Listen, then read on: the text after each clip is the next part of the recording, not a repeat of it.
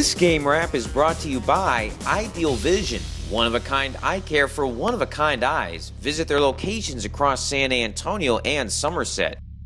By Smash Mouth Football, fight for the win. And by San Antonio Masonry and Steel. Mr. Bowtie here. Keep banging home that YouTube subscribe button so that way you can stay up to date on all the local coverage not found elsewhere, and follow me on Twitter at Mr. Bowtie 1982. It's fast, it's free, and you'll make my mother proud. Thank you so much and enjoy the show.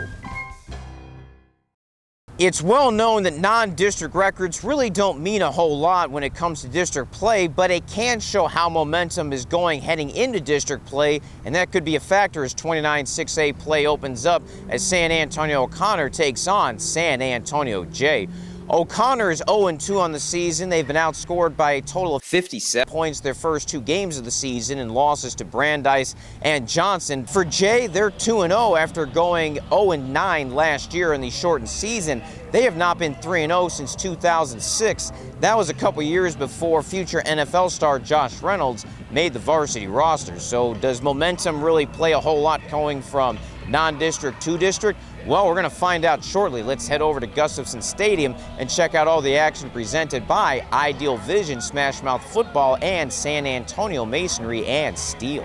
Head coaches David Molesky and Gary Gutierrez meeting before the game, wondering if 29-6A would be just as crazy as it was last year, where the 7th place team finished within one game of second. Looks like that's going to be the case this year. Bang those drums home, let's get to the action. The Mustang defense bent and broke the last two times these teams met. This time they were ready for the challenge. Second quarter, OConnor up 3-0 and driving, but Devin Brewer said enough. He picked off quarterback John Locke. The interception stopped the momentum and set up Jay deep in Panther territory, and the Devin Brewer fan club clapped in enthusiasm. A penalty backed up the Mustangs. All it did was add to quarterback Jackson Gutierrez's touchdown run, 21 yards, broke 5 tackles, and a lot of hearts on his way in, 7-3 Mustangs. We came in with a really good game plan. The coaches, they tell me what to look for, and we just executed very well. How about some great Ideal Vision presented by Ideal Vision, one-of-a-kind eye care for one-of-a-kind eyes. Points off turnovers was a theme for both teams. After another OConnor field goal got them to within one, this was the ensuing kickoff. Jay's Diego Curez with the return. Ashton Capitano, who has been in a lot of big special teams plays over the years, did it again,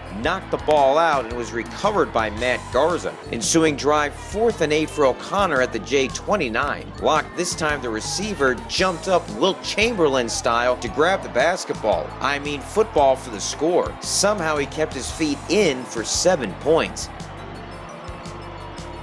He had 135 yards receiving. OConnor up 13-7. Those plays were visions of idealness brought to you by Ideal Vision, one-of-a-kind eye care for one-of-a-kind eyes. Check out their locations throughout San Antonio and in Somerset. The lead didn't last long. Gutierrez found Jack Mota open over the Pacific Ocean. 76 yards for the touchdown, nobody around. Jay regained the lead 14-13 at recess. Second half, the Mustangs showed fundamentals on both sides of the ball. Gutierrez ran for a score earlier.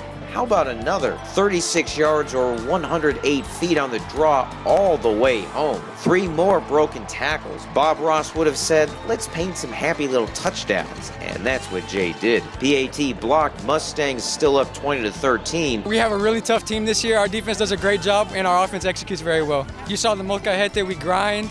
We're a family over here, and we just get after it. OC followed up the score with a long drive, but Locke hit as he went for the goal line, lost the football, recovered by Jaden Cruz at the half-yard line. Those lost points would factor in later. To the fourth quarter, Gutierrez threw but didn't see Dylan Perisher. The interception led to a field goal, the 4th for OConnor kicker Aiden Nanez on the evening. Lead down to 1 at 20-19 with 6:20 remaining. But good Jay goal line defense kept OConnor out of the end zone throughout the evening. This wasn't goal line defense, but it was just as important. Panthers driving for the go-ahead touchdown or field goal, but instead it's Dylan Gordon with the critical interception off a tip, and it would be a game saver for Jay. We just stepped up. We just nutted up pretty much.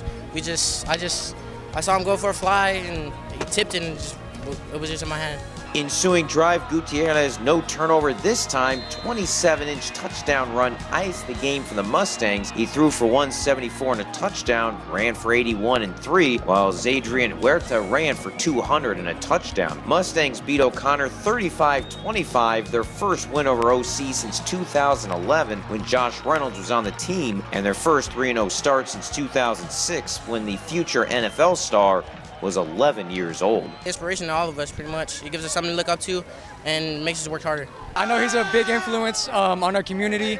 I think we've worked hard all summer. We came in with a really good game plan this year, and we're just whipping tail right now. Remember last year, 29-6A saw so much lunacy and so many teams that were in it till the end, and it appears it'll be the same way again. Reporting from Gustafson Stadium, I'm Greg Sherman.